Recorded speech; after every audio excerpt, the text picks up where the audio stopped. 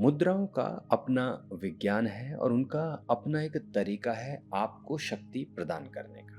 हर मुद्रा अपने आप में एक विशेष संदेश लिए हुए है और यह संदेश किसी मनुष्य के लिए नहीं है या किसी विशेष समाज के लिए नहीं है, ये ब्रह्मांड के लिए है। प्रणाम।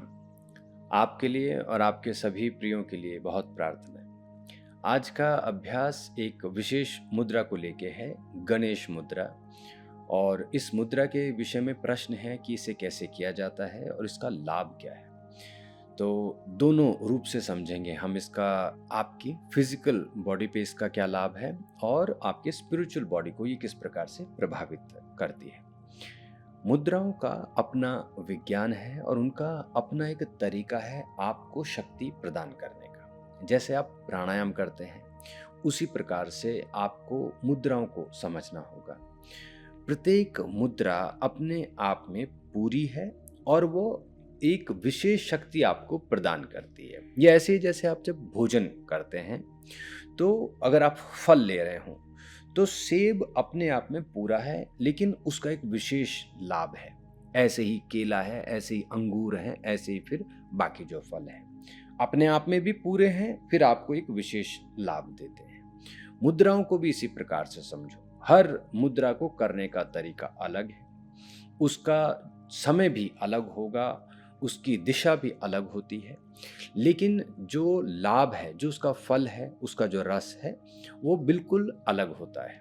तो कई मुद्राएं आपको सौंदर्य प्रदान करेंगी, कई मुद्राएं आपको शक्ति प्रदान करेंगी, कई मुद्राएं आपको शांति भी प्रदान करती हैं और कई ऐसी मुद्राएं हैं जो आपको धन संपत्ति के लिए आकर्षित करती है या आपको उस प्रकार का आशीर्वाद प्रदान करती है। गणेश मुद्रा शरीर के लिए यदि हम बात करें तो आपके नर्वस सिस्टम को ये पूरी तरह से कंट्रोल में लेके आती है। हम यदि घबराहट में रहते हो या हर बात पे घबरा जाते हो तो चाहे हम कितने भी शक्तिशाली हो या कितना भी बड़ा काम कर रहे हो वो अच्छा नहीं हो पाएगा, और यदि अच्छा हो भी गया तो आप उसको जी नहीं पाएंगे।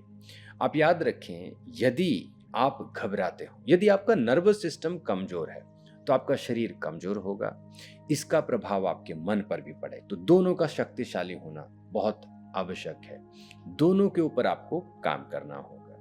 तो शरीर के ऊपर जो लाभ है उसमें हम विशेष रूप से नर्वस सिस्टम के ऊपर ध्यान देंगे।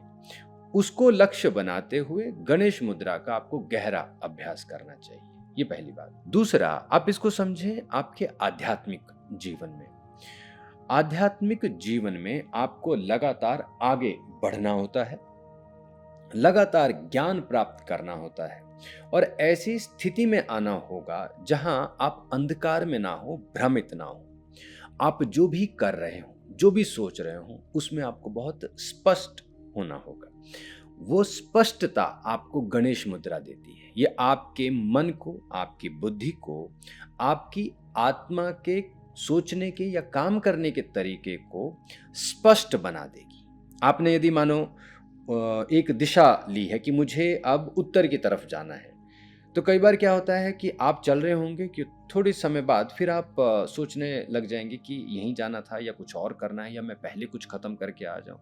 अब यह जो विचार है ये बड़ा आपको एक कंफ्यूजन में डाल देगा। तो यहाँ पर क्या चाहिए? यहाँ पे स्पष्टता चाहिए।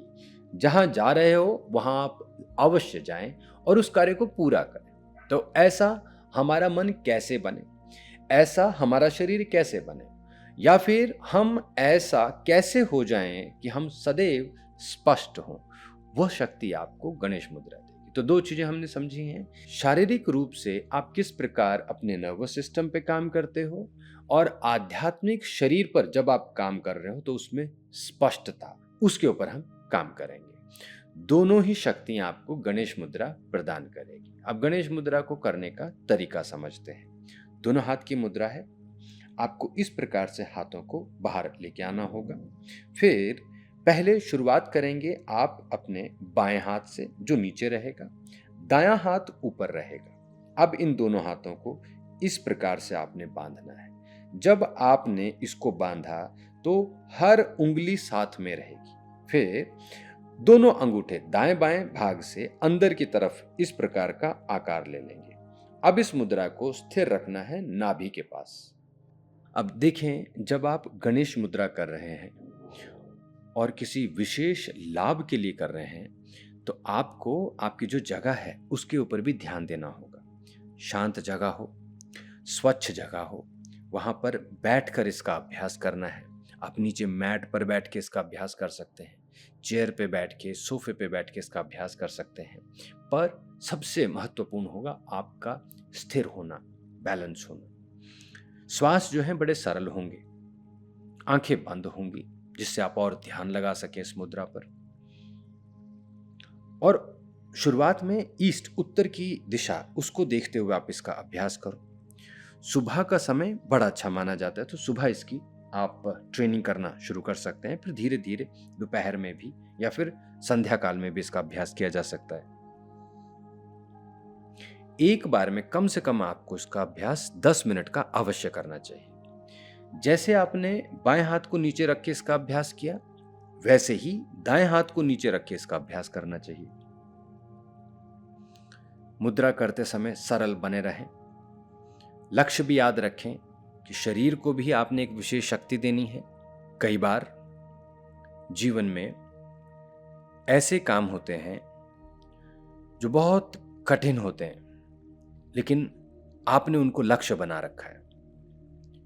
जब लक्ष्य कठिन हो और आपने उसको प्राप्त करना है, तो आप वैसे नहीं हो सकते जो कमजोर हो, जो भ्रमित हो, या जो हर बात पे घबरा जाता है। आपको बदलाव लाना होगा, आपको बदलना होता है। मुद्रा विज्ञान इसी पर आधारित है। मुद्राएं आपके चित्त को बदल देती हैं।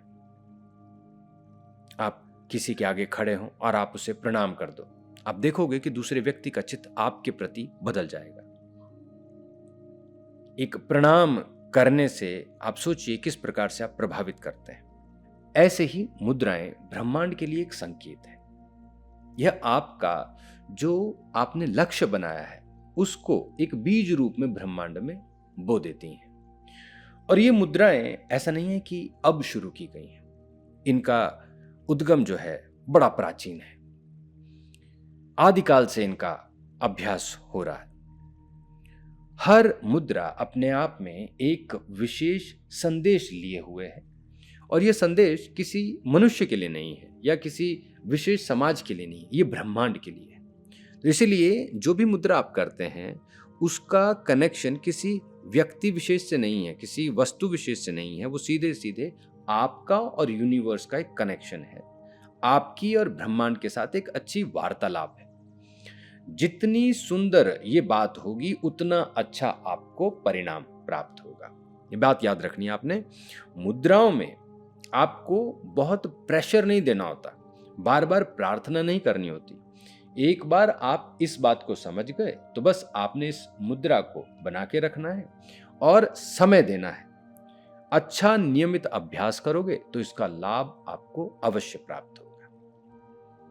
अब धीरे धीरे मुद्रा से आप बाहर आओ और फिर अपने काम में आगे बढ़ो। तो आज आपने यह विशेष मुद्रा सीखी। 2 लाभ आपने समझे कि किस प्रकार से शरीर और आत्मा दोनों के ऊपर कार्य करेगी और आपको कैसे आशीर्वाद देती, कैसे आपको ये परिणाम देती है। आज के लिए इतना ही। आपके और अभ्यास और प्रश्नों के साथ फिर मिलेंगे। आप सब अपना ध्यान रखें और जीवन में आगे बढ़ते रहें। नमो हिमालय।